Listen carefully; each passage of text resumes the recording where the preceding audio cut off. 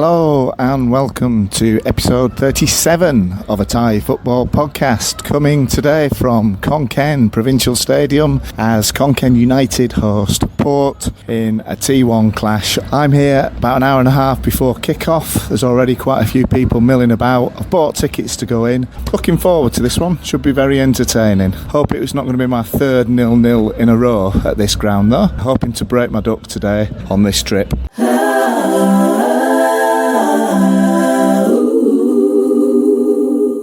There's a Thai Port fan wandering around, looks like he's doing a vlog. He's filming things and asking people questions. I'm keeping out of his way, otherwise we could have one of those situations like Man Bites Dog, where the two documentary crews bump into each other, or that scene in the Louis Theroux Scientology documentary where they start making a documentary about him as he's making a documentary about the Scientologists. I think I've managed to avoid him. He's gone. Looks like the Port fan club bus has just arrived to a great fanfare. That was the sound you might have heard in the background. So anyway, the bus has just pulled up behind the away end. I'm just tucking into some lovely food here. More later.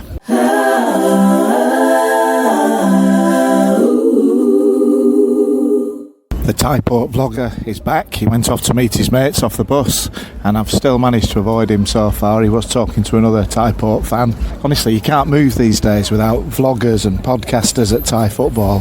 What's the world coming to? It's absolutely ridiculous. Anyway, I'll keep you updated on his movements, and if I do manage to keep avoiding him, I've done pretty well so far. I've managed to duck down behind a food stall, but he does keep looking in this direction. Maybe I should go over and say hello. No, I'll wait till he comes to seek me out, I think.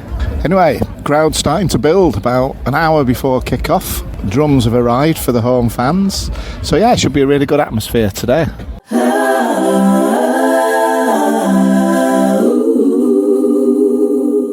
Bloke's just walked past me, spitting image of Lee Mack. He's not wearing club colours, so I don't know if he's Port or Khon Kaen United, and I'm too scared to go and talk to him, just in case he's not as funny as Lee Mack. But he really looks like him. It's the truth.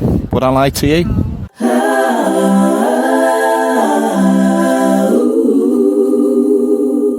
Right, I'm with Sean. Sean's a Khon Kaen United fan, originally from Darlington in the northeast of England. So it's good to meet you, mate. Thank you. And thanks for agreeing to do this. Really appreciate it. No worries. So, Port visitors today. What are your expectations? I think it'll be a draw today. I think I'll go for a score draw, 2-2. That'll be good for me. I've been here last two games and I haven't seen a goal yet, so I'll take 2-2. Well, in the last 4 games, I think I've scored 1 and let in 3. So I think 2-2 might be a little bit adventurous, but I think both teams haven't got a great defence, so I think it'll be a score draw for me. Games involving Port usually have plenty of goals in them, so you won't be far wrong, I think. I think they're leaking goals, so let's hope plenty of goals. 6 all will do, won't it? Yeah, I'd settle for that. It's been a struggle this season for Khon Kaen United. What about the rest of it? Are you confident you're going to stay up? I think they'll stay up because I think they brought in 9 players. Well, 2 of them returned, 7 new ones, released 4, and I think they've got 3 quite good quality players for the Thai League in that 7. So I think they'll stay up. Yeah, I think they'll just about do it again. Maybe a couple of points. In these situations, you always look at other 3 teams worse than us, and I think in Khon Kaen United's case, I think there are, definitely. I think it's really difficult. The bottom team to the 7th place team, there's only something like 7 or 8 points between them. So any 3 of those can go. If you get a bad run or you put a good run, you're going to get clear or you're get in trouble, you know what I mean? So I think if you put 2 or 3 losses together, I think you're going to be struggling. I think every team's got to put a little run together to get out of trouble, and I think Khon Kaen have got the players to do that. Well, let's hope so for your sake. Anyway, it's been great. Really enjoyed that, Sean, and thanks very much. Appreciate it. Your mates weren't as keen to talk to me, so I don't know what it was about me, but thanks. I do appreciate that. No worries. They know I talk a lot.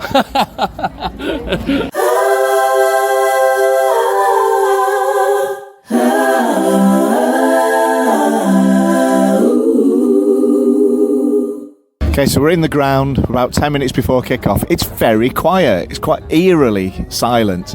Anyway, I've been joined by Andy, and those of you who listened a couple of weeks ago will know that Andy's the Oldham fan that I bumped into in Khon Kaen. So Andy's here. It's his first T1 game. So what are your expectations tonight, mate? Well, I think it should be a good game. Plenty of goals. Port are obviously pushing Buriram at the top of the league, so they'll be well up for it. And let's hope Khon Kaen United can put in a good performance and win the game, to be honest. So yeah, going to look forward to it. Thanks. I actually meant Oldham against Southend, but if you want to talk about Khon Kaen United against Port, that's absolutely fine. Yeah, you're the second person who said there's going to be lots of goals tonight. I spoke to a Khon Kaen United fan who predicted a 6-all draw. And what about the crowd? Yeah, it's not bad, is it? A lot better. I came last time, Khon Kaen FC, so it's a lot more people here than Division 3, in Division 1 rather than Division 3. But yeah, hoping for a great game. I'm thinking same 3-2 to Khon Kaen United tonight. And we're right in the middle of the home fans as well, the boisterous home fans, and it will hopefully pick up. I can't believe how quiet it is. There's nothing blasting over the PA system. The people around us are very, very silent. It's just a murmur. It's like being at a cricket match. It's quite a strange atmosphere. Hopefully they will come to life once the game gets started. So 5 minutes before kick-off, next update at half-time.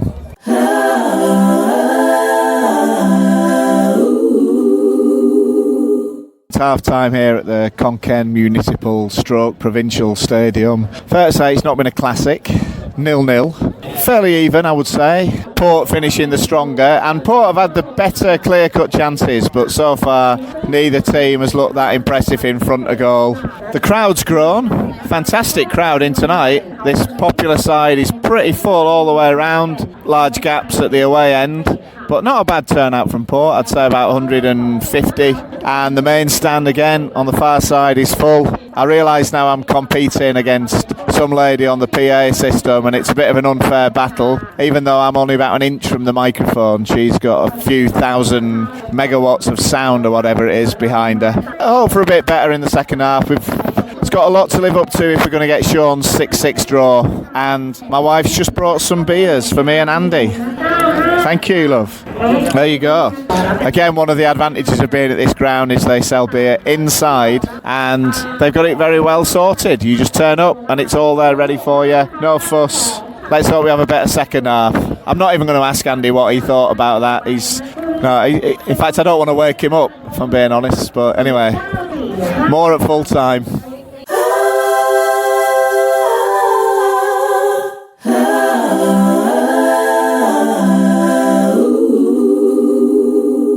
It's finished here. Khon Kaen United 0, Port 0. Inevitably, really, given my record at this ground over the past couple of weeks. Not the greatest of games. It's hard to tell which team were at the top and which team were at the bottom for long periods. I don't think Port showed enough quality for a team that is still in the title hunt. And at the end, their fans seemed quite happy with a point, which surprised me. I think the 3 points were probably there for the taking. Second half slightly better than the first. Still not a lot to get excited about. I'm hoping to get a few words from Andy. I just need to wake him up. So I'll go and give him a nudge, and then we'll get Andy's thoughts on his first T1 game.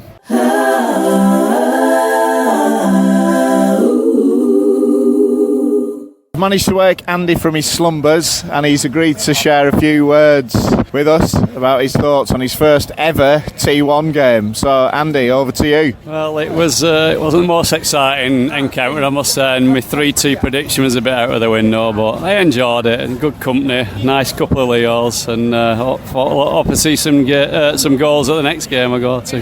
Right, thanks a lot. Cheers, Andy, thanks. It's been great chatting to you. And we discovered as well over the course of the evening that we've got many mutual acquaintances. Small world. That's it from Khon Kaen Stadium for tonight. A very disappointing 0-0 draw. So it's over to Rob, who's watching Sisaket City in the Semi-Pro League. Over to you, mate. Let's hope you have a better game than we did.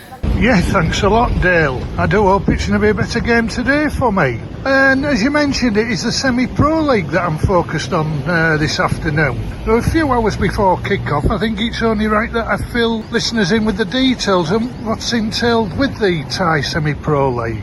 This is the second full season that it's run, as far as I'm aware. And basically, the top team in each of the 6 divisions that are run fairly similarly to the T3 go up to the T3, with the bottom side at the end of the season going down from T3. So it's a straight swap, 1 for 1. There might be an extra team goes up mine from the northeast because they've never filled in the extra place. But that remains to be seen.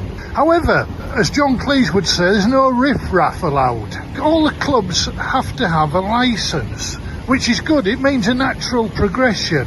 In 2022, the teams were promoted via the Thai Amateur League, which saw mass entry, and basically a lot of the sides were just friends made up sides. Not getting the right pedigree of teams into the T3, into the national setup. Now, unfortunately, because the standards are strict, it means that the entries are a little bit random. For instance, the southern section's only got 2 teams, whereas the northeast, which I'm focused on today, has got 9. The others have got 7 and 8. The problem is that a lot of the teams, well, it may be a problem to many of you, and I can hear some groans already. There are a lot of university-based sides, purely by the virtue of having the money and the setup to obtain the licence. So that's how the semi-pro league works. It's running through till, I would reckon, the start of May, depending on the size of the league. Obviously, the league in the south will play each other 4 times because there's only 2 entrants.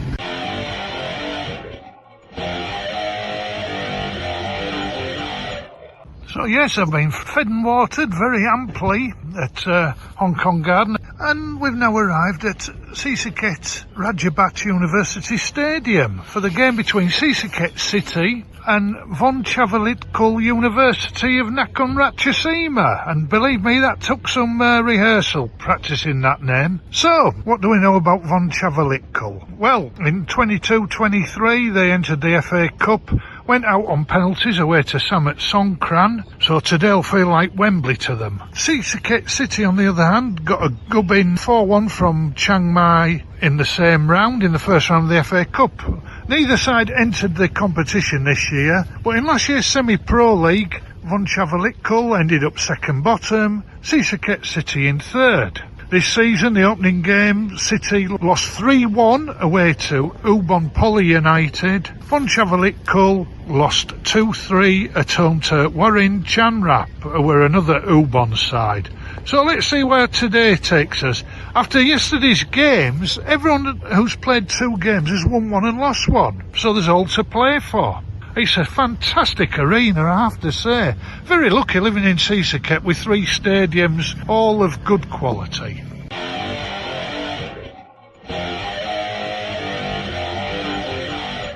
So yes, half-time here at Ratchaburi University Stadium in Sisaket. On a sweltering hot day, the half-time score is Sisaket City 2, Vongchavalitkul University 0. And I tell you what, the standard has been pretty good. Those of you who've never ventured to what is equivalent to 4th Division football, give it a go.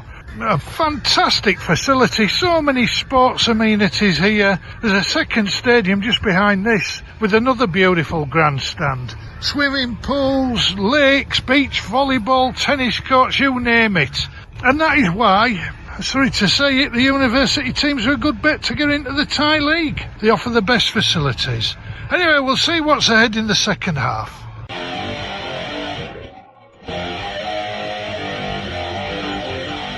Full-time here at Ratchaburi University. I'm battling against the PA like you were last night. 4-0 to Sisaket City against Vongchavalitkul University. 2 goals in each half, and a very fine performance by the team in all red against a side wearing a kit that had the look of a Cadbury's Dairy Milk, that sort of bluey purple colour. They'll travel the 5 hours back to Nakhon Ratchasima. Sisaket City, got to be challengers for promotion on this showing. A good entertaining game, lots of incidents, well worth the money because it was free admission.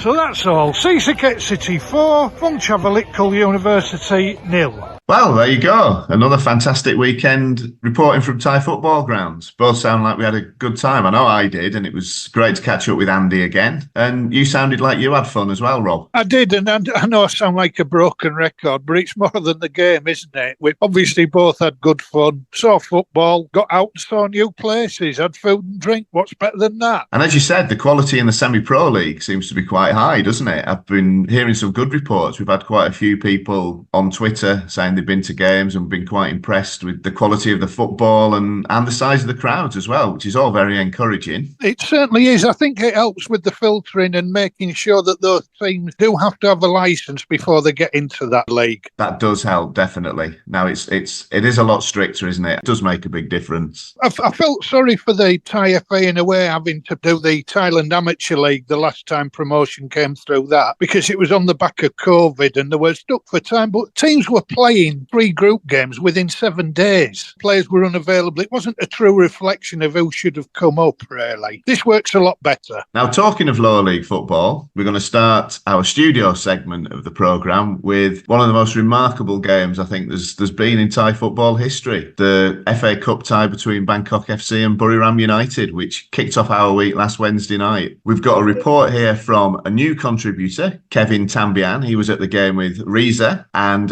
we're going to listen to what his thoughts are on the game. And then after that, we've got our regular Buriram correspondent, Jamie Pinder, who sat down with Rob and dissected what went on and what went wrong in that game. So first up the report, then you'll hear Jamie and Rob talking about the match. Thai Football Podcast Match Reports. Kevin here, reporting from Bangkok Stadium. Bangkok FC and Buriram United played a thrilling match in the FA Cup round of 16. Bangkok FC took an early lead 2 minutes into the game, but Buriram United responded with 2 goals from crosses in the 29th and the 32nd minutes. So the second half saw Bangkok FC fight back with 3 goals. So Lima scored twice, including a goal on the counter-attack in the 48th minute and a hat-trick goal in the 68th minute. But here's what's so exciting, guys. Buriram United did not give up and scored 2 goals in the 10 minutes of added injury time. But Bangkok FC held on for a dramatic 5-4 victory. So the 7,200 crowd witnessed an unforgettable encounter that will be remembered for its attacking flair and dramatic twist. So this is Kevin reporting from Bangkok Stadium. Cheers. Thai Football Podcast Interview. Welcome to the village of Sukhothai, Jamie. Me and the chickens are coming to talk to him. A very eventful week, Jamie. Starting off with last weekend, a proper demolishing of terror. Proper demolishing, but still conceding goals is not good. And it wasn't a good omen leading into Wednesday night, of course. Nice to put some goals. We've had like 4 goals, 6 goals, 4 on Wednesday night and losing. So it's a lot of goals going in. They're not perfect. You're a very hard skull to please at Buriram, that's all I can say. So going on to Wednesday, and you went down to Bangkok. I did. I went down the first time I've been down to the stadium. Always good to, as Rob knows, always good to go to a new place. Good to see so many people in there as well. You know, I think 7,500 in there. It was fabulous. And Bangkok FC Central Hardcore, absolutely rocking. Fabulous. The Buriram away end, full. They had 1,000 tickets. I think they sold 1,000 tickets. It must have looked fabulous, the stadium that night. Although it's an athletic stadium, I'm impressed with the way they've got all the different banners around the pitch. It does feel like a home stadium. It didn't feel like some of those stadiums do where you got the running track. Because it's a special night, it's the cup, for goodness sake. The pitch is a bit third division, if you don't mind me saying, but good support from both sides. Excellent to see. I watched it here with my wife and we thoroughly enjoyed every minute. If you didn't enjoy that as a football fan, you're never going to enjoy it again. There are nights, Rob, where, like, we played, you know, when we played at Port, for goodness sake, we were pathetic. Port absolutely killed us and we deserved it. You have nights like this where it was an incredible game of football. 9 goals. Some great goals as well, and I was actually applauding the Bangkok goals at the end because the way they just took us apart sometimes, you couldn't be angry about it. It was just a great cup tie, and even the drive back, you were like, yeah, we lost 5-4, so be it. So obviously it was a little bit easier for us neutrals to enjoy, though I'm sure there was plenty of cheering around the country. What did you make of Papas's tactics and selection on the night? They left 4 players behind in Buriram to prepare for the game on Sunday, which was a little surprising. You know, you think you might take your best squad with you, but actually leaving behind, they obviously maybe thought it was going to be too easy, which is a huge mistake. I'm still not a fan of Papas, despite the results we've had in the league, all of the wins we've had this year. I'm still not a fan. He's still not the man for the job. And so leaving players and putting out an average team against a Bangkok FC team that's on a roll, you know there's going to be an issue with it. I personally think that. You've got guys on the bench, you've got some great players on the bench, but you've got a defence which is one big defender who's slow and one defender who shouldn't be near the squad is recipe for disaster, Rob, I'm afraid. It was a bit of a surprise. You don't often see a goalkeeper substituted without an injury. No, that can't be good for the goalkeeper. Imagine the confidence of the keeper if you get taken off at half-time. It panned round to him going off and the guy looked absolutely broken. We actually normally sit with his parents, funny enough, and they weren't exactly impressed by it. But, generally, if I can talk about the game, Rob, generally, if you're going to go that 1-0 down in a cup tie, the second minute is a good time to do it because you've got loads of time to catch up. As it turned out, it wasn't a good time to do it. They scored a simple goal, a simple tap-in. Their young coach, which had been a bit of chat about, obviously tactically very aware. He must have looked at tapes and he has seen everything that we've seen in the last year where Buriram are vulnerable. And he capitalised every time. His tactics were spot on, playing the ball inside our fullback, so behind our fullback. He knew the weaknesses and they exposed us totally. They're certainly the best side I've seen live in T3 this year. Bangkok FC and Sisaket both unbeaten, but Bangkok dismantled them up here. So you had a decent view of proceedings and the goals. One or two stood out for me. One was, I think it was their third goal just after half time where the guy did the long run from the halfway line. But what you didn't see before that was it was almost like someone just clicked their fingers and they went into a press about 10 yards inside their own half and they pressed 3 defenders, won the ball back and the guy then went through. It was the press that made that goal and that was really impressive the way they did that. Another goal, I think maybe the second goal, where they actually put the ball long behind us as well. Perfect ball. Everything they did, the tactics were great, but when they executed it perfectly as well, and that's the difference. Sure, and great resilience as well. I mean, I'll be honest, when it went to 2-1 to Buriram, I was thinking to the second half, what else is on the app? I could see it being a bit of a one-sided game, but how they proved me wrong. Yeah, I thought 2-1 half time. I thought, okay, it'll be 2-1 the second half, end 4-2. That was my kind of thought. And then five minutes into the second half, we're 3-2 down. You're like, well, we've still got lots of time. But we've talked about things like, I hate to say it, time wasting. 50 minutes, the goalkeeper's got the ball, he's already diving on the floor, wasting time. And at that point, the next 40 minutes is going to be a long 40 minutes. There's going to be 1 or 2 injuries, shall we say, for the home team. For sure, but it's a long time since, without any long-term injuries and stretches coming on the pitch, I've ever seen a board go up, saying 10 minutes.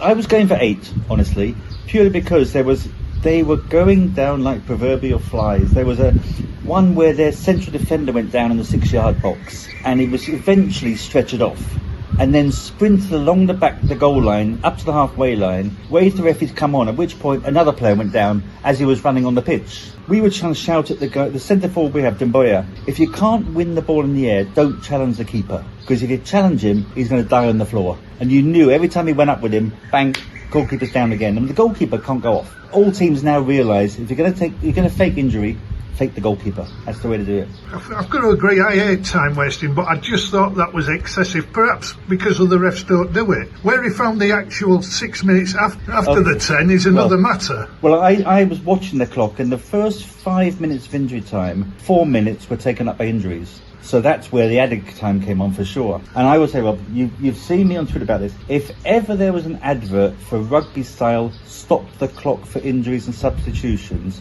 that was the perfect example to show if there's an injury, time off, stop the clock. No arguments then. I'd rather referees just really clamp down, started showing yellow cards. I don't want to be sat in a football ground for 2.5 hours. No, if there's not going to be a rugby style situation, the ref's going to just say, you're not injured, play on. Yeah. And just let them play on. And eventually people, will they stop? I don't know. Whatever you do, Rob, with football, whatever rule you change, footballers find a way of getting around it. Not half. And thankfully there was no VAR either, so goodness knows how long we could have been there because there was plenty of contentious issues. Tell me, you watched on TV, out of the 9 goals, were any of them contentious? That VAR would have got involved? I'm not sure about that, but there was certainly a decision in the first half where the big centre forward for Bangkok got through and the linesman gave a free kick, which I've just completely confounded me. I've no idea why he gave it. I have to say, by the way, I thought Dambu had a really good game the other night. That's the best I've seen him play in a Buriram shirt. That's not saying a lot. No, it is a low bar, admittedly, but he really put himself about. It was a handful. Yeah. You rate your new signings, yeah? The number 7 Pistoli, I think he's played before Wednesday, played 4 games, scored 8 goals, super overhead kick last week, hit the crossbar this week during the game on Wednesday with an overhead kick. If we go on to win the league, it will be because of him, his input. But there's a huge if there. We could have an incredibly interesting end of the season, Rob. 3 weeks from the end of the season, we host Port. And Rob Bernard, you are banned from going to that match. Well, the good news for you is I might be at the Rocket Festival at Yotterton. Bloody hope so. But I seriously think, and I've stuck by it all season, I think Port might as well practice in training the Guard of Honour for when they come to the Thunder Castle. I'm going to say this, and I'm going to go into real negative mode. Port can come to our place 3 games to the end and win the league at our place. And imagine, I am at that point quitting Twitter forever. And do you know what? I think I'll have a spell off it. It could be unbearable. Her madamness leaves Port and Port win the league at the same time. Imagine. Oh, well, she'll be doing a John Terry and turning up to present the trophy in a Port shirt. Don't worry about worst that. Worst case scenario, she gives it to Port. Oh, how horrible is that going to be? Sorry, Port fans, that's horrible. It's a nightmare scenario. But as you say, it's been a good season because there's been so much interest rather than a runaway leader. Yeah, it's funny, a couple of weeks ago people were talking about runaway league and it's not, Yes, I'd just like to remind you at the mid-season break, you told me it was a one-horse race and I'd got the wrong team. Although many bookies back in England will agree with you, I've got it right this time. It's not because, Buriram have done what they normally do, they've won 6 or 7 on a trot. It's just Bangkok have just faded terribly. Port have really quietly just kept winning and winning and winning. I'm tipping Port. The funny thing is, Bangkok United haven't lost too many, they're just drawing a lot. So we'll see how it goes anyway. But thanks ever so much, Jamie. I hope you've enjoyed visiting rural Sisaket. Rob, I am enchanted by your lovely house here and your garden. I think it's fabulous and I can understand why you enjoy living here. Cheers, Jamie. All right, Rob, thanks, mate. There's not much more else to say, is there? I mean, it was a remarkable night. I mean, I was at the Chonburi game. We were getting updates of the score. And then, thankfully, because they played so much injury time, we were all outside having a drink when the final whistle went. And there was quite a lot of rejoicing, I've got to say. So I think it was quite a popular result throughout the country, wasn't it? It sure was. But as you say, an incredible game. As I mentioned to Jamie, I was thinking of watching your game when Buriram went 2-1 up. But what a comeback. And the goals were such good quality. Well, we've been tipping Bangkok FC for a while on this show, so I think we've indicated, haven't we? Sure are, and I got the added bonus of watching the most of the extra time between Songkhla and Bangkok United, and Songkhla, believe me, they're going to be tough to beat in that southern section of the playoffs. And all credit to Jamie for coming on. We've had him on a couple of times after Buriram United have lost, but I think he's like the cat that's got the cream now following Sunday night's win against Bangkok United, isn't he?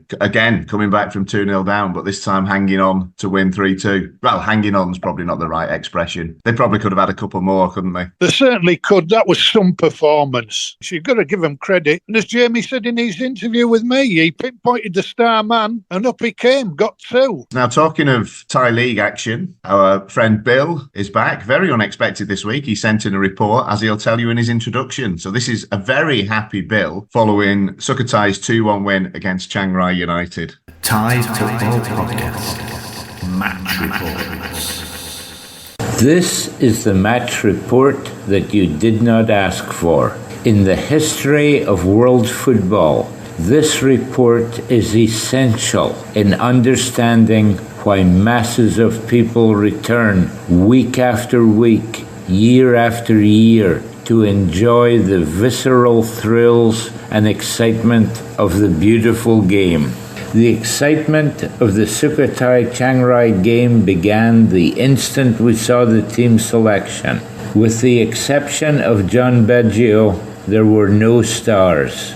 Bonilla, our star striker, was absent, as was Solda, the Brazilian who is central to our defensive scheme.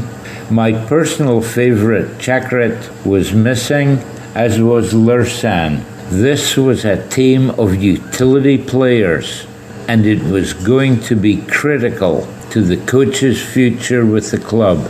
The game began at a ferocious pace, and the Chiang Rai goal was peppered with shots and strikes from far and wide and everywhere in between. However, around the 25th minute mark, a doubt began to creep in that maybe if Chiang Rai weathered this blizzard of attack, they just might sneak upfield and get an undeserved but critical goal. And that is exactly what happened. In the 37th minute, we found ourselves a goal down. Crisis or calm? Scream about brutal daylight robbery, or just shut up and get on with it? At half-time, we were still a goal down. A minute into the second half, and Bonilla appeared. 15 minutes later, Chiang Rai got a red card. One might think that a 10-man team was going to be easier to score on. However, Chiang Rai had no intention of venturing out of their half, and when a bus is parked in front of goal, it is irrelevant whether it contains 10 or 11 players. A few minutes later, our coach unleashed Chakrit, Lursan, and Jakapong, our Ghanaian future superstar. In the 80th minute, Bonilla finally got us on the score sheet. Utter relief. We were not going to be robbed blind. A 1-point draw was still injustice, but it was better than a loss. 90 minutes, and the ref added 6 more for extra time. The firebat assault on the Chiang Rai goal continued unabated. The story of the game. Then, in the 95th minute, Jakapong got the ball, ran circles around each of the entire Chiang Rai team, and fired home the winner. 2-1 for the good guys. If you have ever wondered why we return after losing to the likes of Chonburi, the second Jakapong strike hits the net explains it all. Thank you. You know, Dale, we have a lot of reports coming into our podcast, and that is one of the best. That is just encapsulates what football's all about. It doesn't happen often, but you go away, don't you, after a game, you think, oh, God, I can't wait for next week now. That definitely came across, didn't it, in Bill's report? It was very passionate. I think he was still stinging from the Chonburi defeat the week earlier. He did make mention of that at the end, which I kept in. I was tempted to edit that bit out, but it would have been unfair on Bill. I'm not the Russian Politburo. I was going to say losing to the likes of Chonburi. I did laugh at that. Now, the weekend saw one of the most remarkable events in Thai football. I mean, even given what I've seen over the past 27 years in the local game, this took some beating, I think. Futera United were due to play against EGY Thai, and the match didn't happen because the EGY chairman, owner, manager, coach, whatever he was carried unceremoniously out of the ground by an army of security people. It's just astonishing. And we're joined now by Mark from Futera United, who's going to give us his version of events. Welcome along to the podcast, Mark. It's great to have you here. I'm not even going to ask. I'm just going to hand over to you, and you can tell us all about Saturday. I think we've all seen the videos, we've all read the tweets, we've all seen the reports. What went on, Mark? It was crazy. In all the years I've been doing football, I've never seen anything like this. So 1 o'clock, I get a phone call to tell me that the game is possibly off. Like, we've gone into semi-pro league. I'm expecting a bit of professionalism. Been in the amateurs for 2 years where this kind of stuff happens all the time. But I wasn't expecting a phone call like this throughout such a small season. And I'm told that there's a bit of a ruckus at the ground, and that's the reason why. By 3 o'clock, I've got videos coming through to me of the owner of the other club rolling around on the grass crying. I know him. So, like, there was parts of it that wasn't that surprising to me, but it was unreal. So then I had a video come through and he's running around and screaming at the officials, etc. And by the time I get there, he's being manhandled, which is basically the video you've all seen. He's being manhandled, taken out the grounds, screaming and shouting. Lots of Thais are standing there sort of watching, and ogling what's going on. I still don't really understand it, I'll be honest. There was bills that weren't paid, or they were paid, or there was many arguments that were going on. It was difficult to take it all in. From a human point of view, it wasn't very comfortable to watch. You had one guy, Farang, stepped outside, he's crying, he's screaming, and then you have a lot of other people on the other side sort of looking at him, laughing, like you almost using it as a bit of entertainment. As I said, I've known the guy for a few years. He's a character. He's pretty polarizing within the industry. Anybody who's been in football knows who he is. It was just difficult to watch. It was difficult to understand what was going on. And from a footballing point of view, as the owner of the opposing club, it was getting pretty frustrating. You know, like, we don't know what's happening. We don't know if we're getting 3 points. We don't know if the game's been cancelled. We're hearing all sorts of stuff. Thai FA officials, for once, I think I'm allowed to say that, did a pretty good job, I think. They sort of listened to every side. They took court. The decision they made on the day was that Futera United get 3 points. But since then, it still hasn't been announced. So I'll sort of believe that when I see it. The week before, we'd drawn in the last minute with a penalty, and it was a crazy game. And I thought that's about as much sort of emotion as we get. But Saturday was a complete one-off. I'm not new to Thai football, been around it for a long, long time, but even I've never seen anything like this. If I was going to be a conspiracy theorist, it felt like the first ever coup in Thai football where somebody sort of made decisions on how to take over the club that day. Maybe rightly or wrongly. I'm not saying that they weren't correct in what they did, but it did feel very much like a coup. The owner was getting put to one side. And they may have had very good reason for that. And I'm sure they probably did, sort of knowing that I've heard the rumours in the past, etc. You've obviously seen the videos, Dale, and everything that's I've come seen the through. videos. I mean, you have my sympathy. I mean, to be in that situation must have been extremely difficult. You've used the word uncomfortable, and that's how I felt just watching the 60-second clip or whatever it was. So I can't imagine what you were going through actually at the ground. What were the players doing at the time, and what were the staff doing? I mean, presumably everybody was there getting ready for the game, were they? Yeah, it was very confusing for them. Like, they had their training gear on, they were going outside. A lot of them were just saying, can we not just play a friendly or something? Can we just do something? We're all here, everybody's ready. But it was overall confusion. The one thing I'd say is that because I knew him, it made it harder. So whereas where I felt like he was by himself in this, I tried to mediate. I tried to go over, sort of, he's the owner of that club, I'm the owner of this, go over and sort of have a chat with him. And like, that calmed him down, I hope a little bit, because it was getting way, way over the top. I don't know what happens here. I think that's the thing that probably, I don't think there's a precedent for it. The club haven't played because there's a load of craziness that goes on before the game. What do the league do now? In effect, do they throw the club out? And that's not great. It messes up a season that we've all been working towards. Do they give us the points for the game? Is that fair to the other teams? I'm not sure. There's just so many questions to answer from it. And I'm just not sure where the Thai FA go from here. They made announcements on the day and they definitely haven't kept to them thus far. You don't expect it, do you? I guess, Dale, you've obviously watched football in Thailand for a long time as well. So you expect craziness.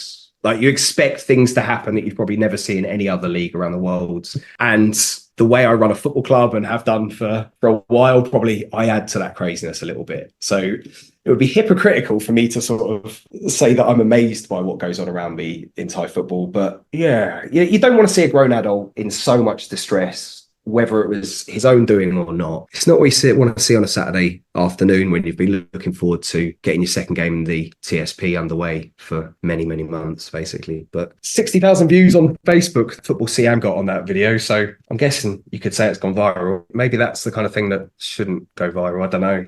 I mean, this is the problem now. There's just cameras everywhere. So every move you make is recorded, isn't it, for posterity, and you can't escape it. I just said about Football Siam put out that video, which they were totally within their rights to do, 100%. I will put out that the person who leaked that video was none other than the guy that was being carried out that day. So I think I do think that that's got to be put out there, that, like, you don't want to see a guy in distress, you don't want to see all those things, but the person who put that video out into the open was the guy that was being carried out. I'm not sure if he meant it to be seen by 60,000 people, but yeah, it was a very strange decision for him to have done that. And he tagged me in it as well at the same time. We've got Saturn on Saturday. I really hope it's just normal. It'd be really nice to just play a normal game of football and not have that kind of stuff beforehand, or last minute penalties and stuff like that. It would be nice just to play a normal game of football in this league. And and see how it plays out. I was going to say thanks for coming on and clearing that up, but you've actually made it even more complicated. So I guess we'll all just have to wait and see what happens. Thanks very much, Mark. Really appreciate that. No worries, Dale. Thanks very much for having me on, mate.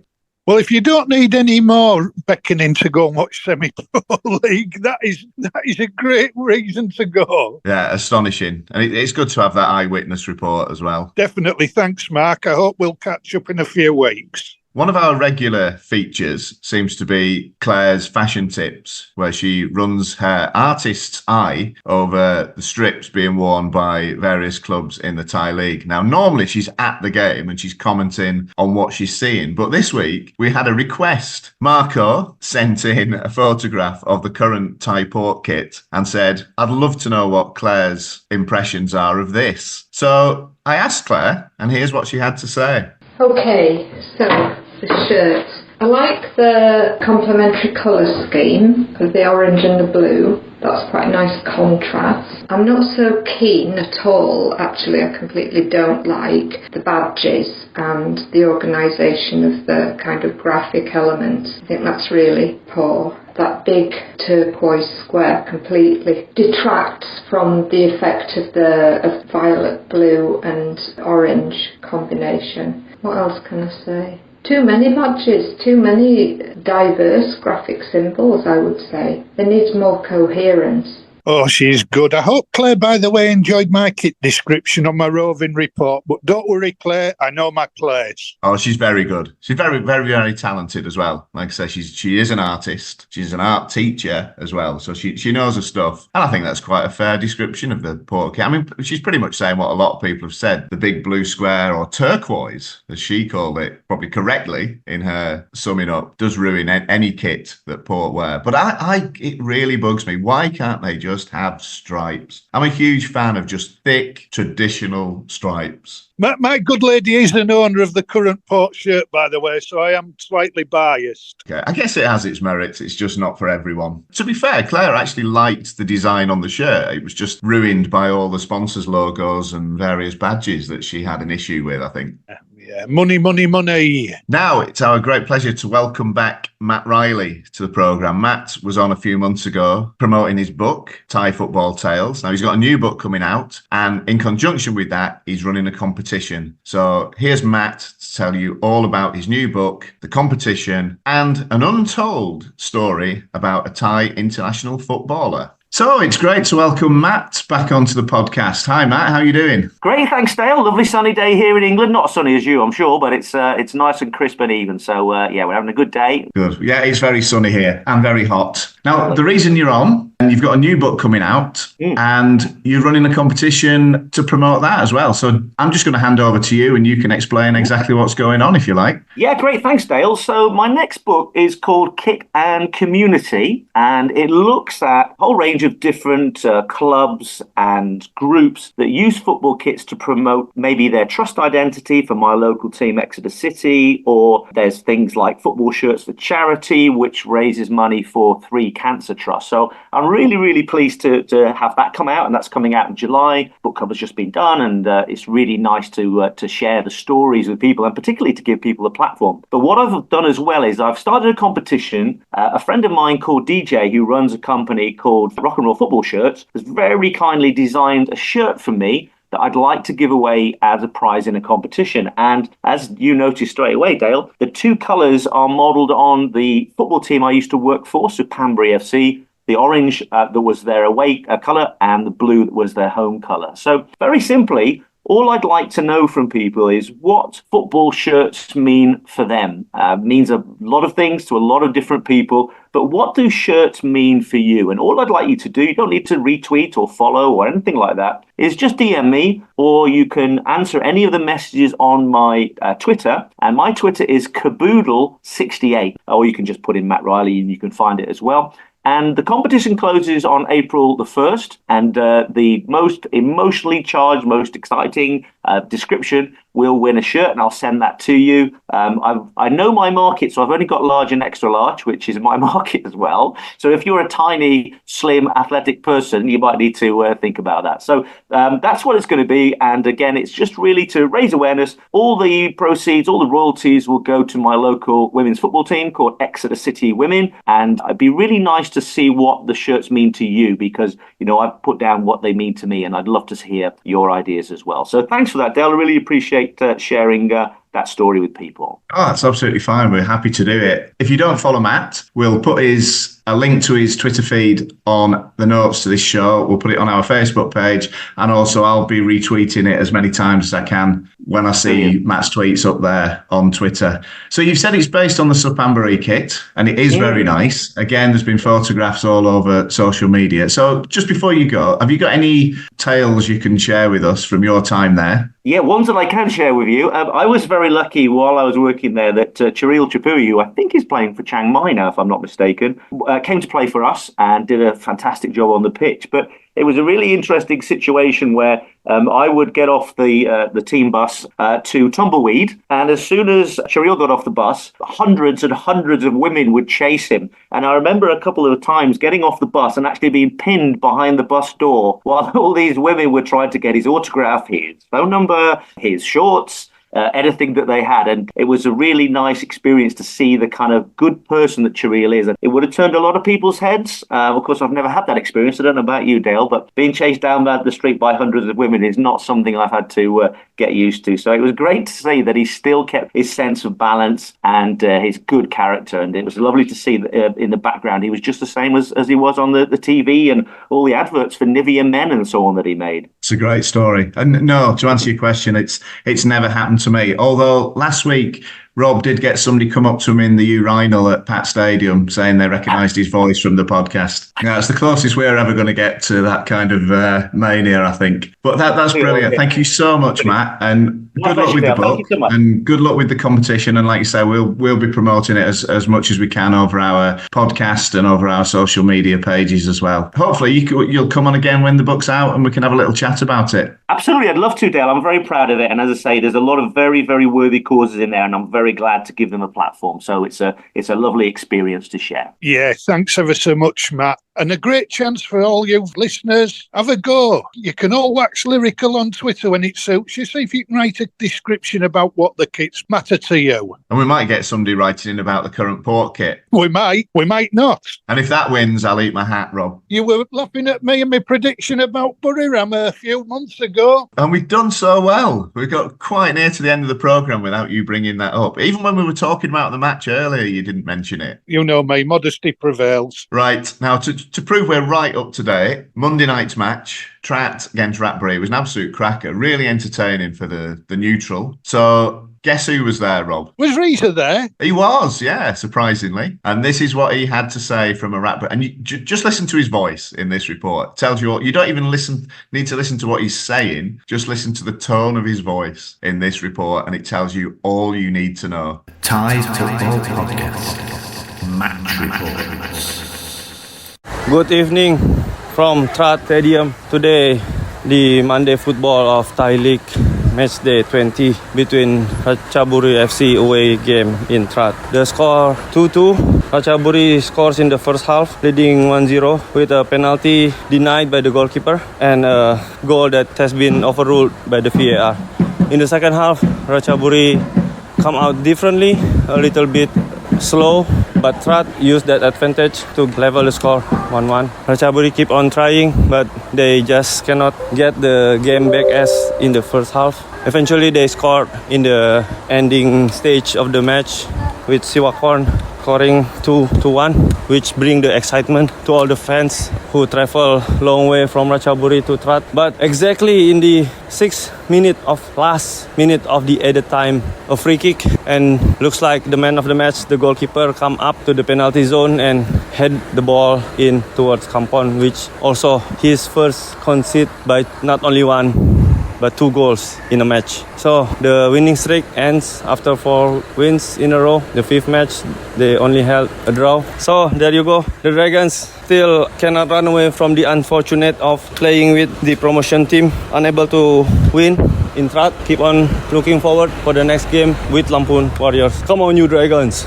In a way, I guess that Ratbury will be disappointed dropping 2 points, but you've got to give Trat credit. They went to the end. And what a match. It was like a basketball game, wasn't it, that last 20 minutes? It was really entertaining, really enjoyable. And I've got to say, I did tweet this, but a shout out for Dezo, the Trat player. I would say 99 players out of 100 would have gone down looking for a penalty when they got that shove in the back that he got when he was just about to take a shot. But he kept on his feet, kept his balance and slotted home. I mean, it was route one. The ball was not long from the keeper. There was a head on. I think it was the defender actually who headed it backwards. But he took it well. And like I say, full credit to him for staying on his feet and scoring. Yeah, great call, Dale. We need more of that. And then, of course, the drama in the 97th minute again, yet another late goal. With my Chonburi hat on, I would have settled for a Ratbury win, obviously. But as a neutral, as a football fan, that was such a thrilling end. And I think ultimately a draw was a fair result. Yeah, probably. I mean, Trat missed an absolute sitter in the early stages. And Ratbury missed a couple as well in the second half, didn't they? They had enough clear chances to put that game to bed, I think. Oh, sure, and they missed a penalty. But a cracking game. Good advert for Thai football, I thought. And it was full focus as well, so hopefully there were a lot of people watching on TV. Not many in the ground, but let's hope there were plenty watching on TV who've been inspired by it. And it's like that every week, folks. Go. You'll see goals. You'll see drama. You'll see action. It's fantastic. Get out there and watch Thai football. If I can give a tip, don't go to Khon Kaen Utd if you want goals. Oh, don't mention it. 3 games, 3 0-0s. What odds would you have got on that? So I was cursing you a certain part through the game on Saturday night. Anyway, is there anything else you want to say before we close, Rob?